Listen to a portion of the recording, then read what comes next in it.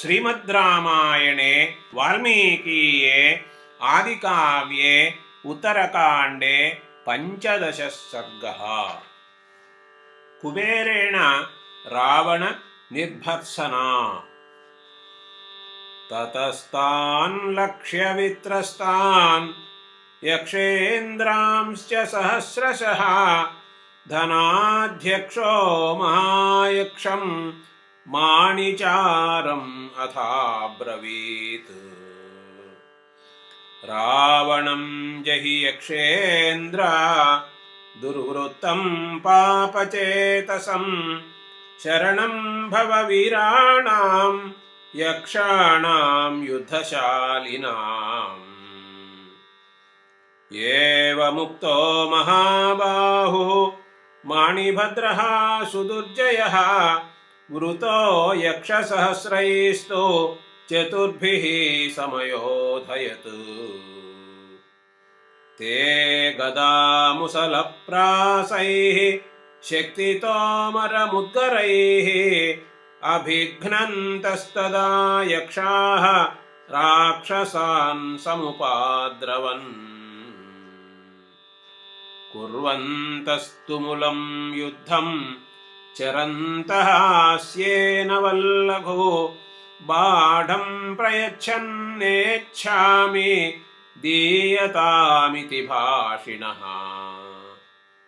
ततो देवाः स गन्धर्वाः ऋषयो ब्रह्मवादिनः दृष्ट्वा तत् तुमुलं युद्धं परं विस्मयमागमन्।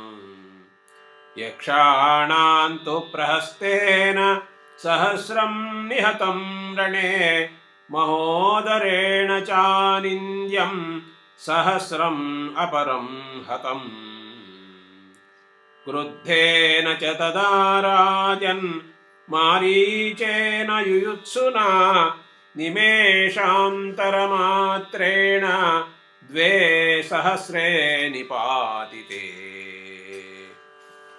क्व च यक्षार्जवं युद्धं क्व च मायाबलाश्रयं रक्षसां पुरुषौ व्याघ्र तेन तेभ्यधिकायुधि।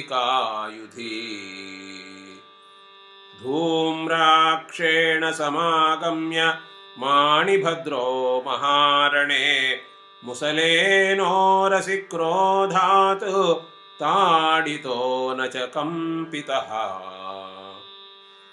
ततो गदां समाविध्य माणिभद्रेण राक्षसः धूम्राक्षस्ताडितो मूर्ध्नि विह्वलः सपपातः।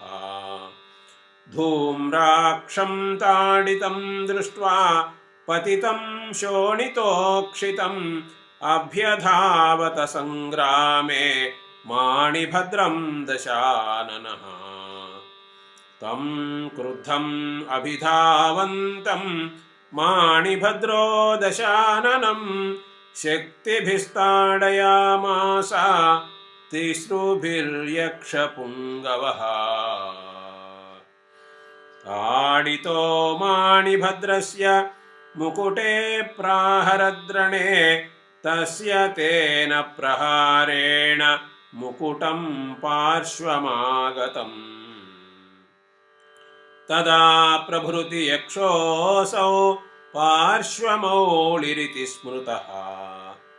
ततः संयुध्यमानेन विष्टब्धो न व्यकम्पत तस्मिंस्तु विमुखे यक्षे माणिभद्रे महात्मनि। सन्नादः सुमहान् राजन् तस्मिन् शैलेभ्यवर्तत। ततो दूरात् प्रददृशे धनाध्यक्षो गदाधरः शुक्रप्रोष्ठपदाभ्यां च पद्मशङ्खसमावृतः। स दृष्ट्वा भ्रातरं सङ्ख्ये शापाद्विभ्रष्टगौरवम् उवाच वचनं धीमान् युक्तं पैतामहे कुले। यन्मया वार्यमाणस्त्वं नावगच्छसि दुर्मते पश्चादस्य फलं प्राप्य ज्ञास्यसे निरयं गतः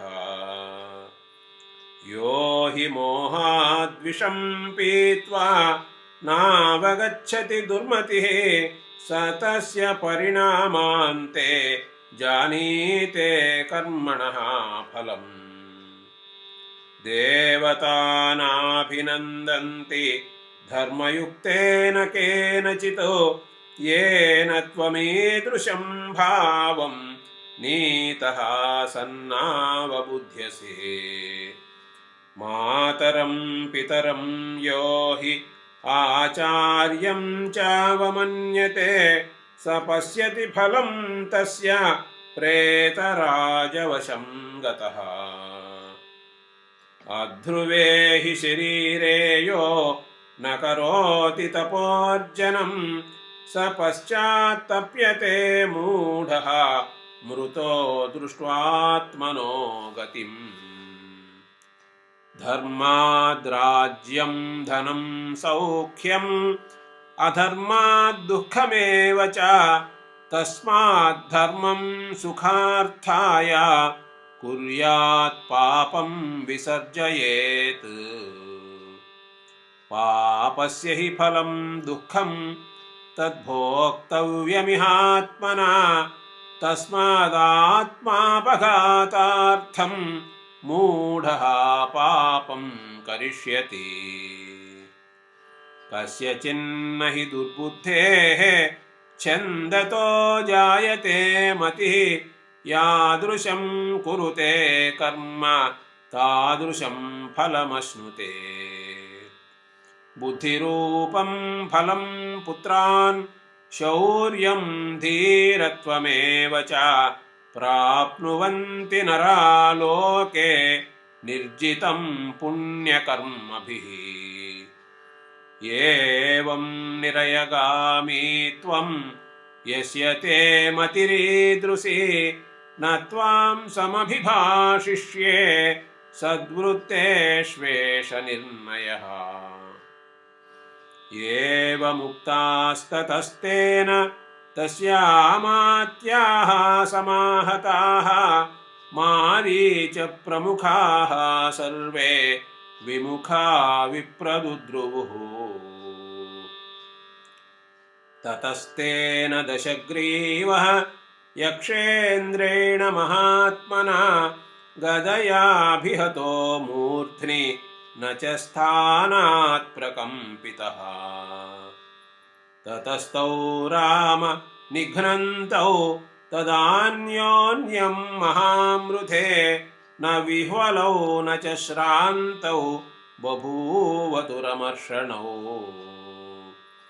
आग्नेयमस्त्रं तस्मै सह मुमोच धनदस्तदा राक्षसेन्द्रो वारुणेन तदस्त्रं प्रत्यवारयत् ततो मायां प्रविष्टोऽसौ राक्षसीं राक्षसेश्वरः रूपाणां शतसाहस्रं विनाशाय चकार च व्याघ्रो वराहो जीमूतः पर्वतः सागरो द्रुमः यक्षो दैत्यस्वरूपी च सोदृश्यत दशाननः बहूनि च करोति स्म दृश्यन्ते न त्वसौ ततः प्रतिगृह्य ततो राम महदस्त्रं दशाननः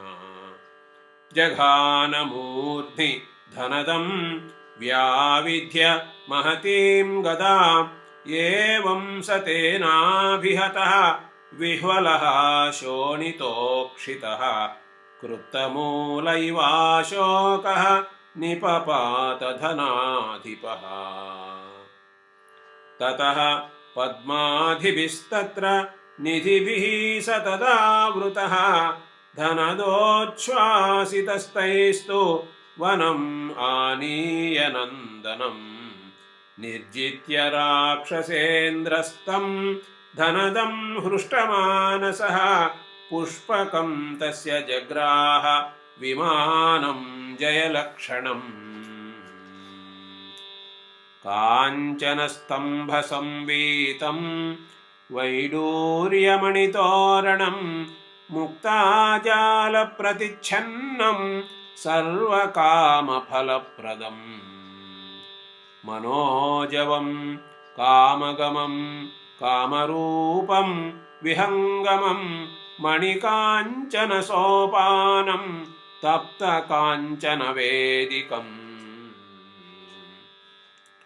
देवोपवाह्यमक्षय्यं सदा दृष्टिमनःसुखं बह्वाश्चर्यं भक्तिचित्रं ब्रह्मणा परिनिर्मितम्